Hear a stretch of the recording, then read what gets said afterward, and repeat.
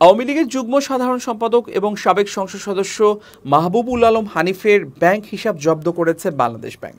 এছাড়া সাংবাদিক মুন্নী সাহার ব্যাংক হিসাব তলব করেছে কেন্দ্রীয় ব্যাংক। বাংলাদেশ ব্যাংকের আর্থিক গোয়েন্দা সংস্থা Bangladesh financial intelligence unit BFIU হিসাব জব্দ ও তলব করে। হানিফের ব্যাপারে ব্যাংক ও আর্থিক প্রতিষ্ঠানগুলোকে পাঠানো এ সংক্রান্ত চিঠিতে বলা হয়েছে, হিসাব জব্দ করা ব্যক্তি ও তাদের ব্যক্তি মালিকানাধীন ব্যবসায়িক অ্যাকাউন্টসের সব লেনদেন বন্ধ থাকবে।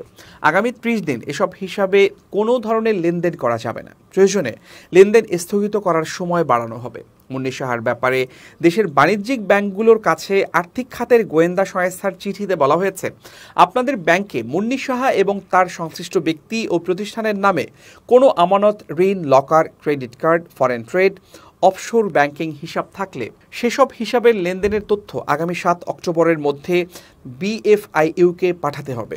এছাড়া হিসাব খোলার ফরম, টিপি, KYC, প্রোফাইল ফরম, শুরু থেকে হালনাগাদ লেনদেনের বিবরণী ও অন্যান্য দলিলাদির তথ্য BFIU-কে পাঠাতে নির্দেশ দেওয়া হয় ওই চিঠিতে।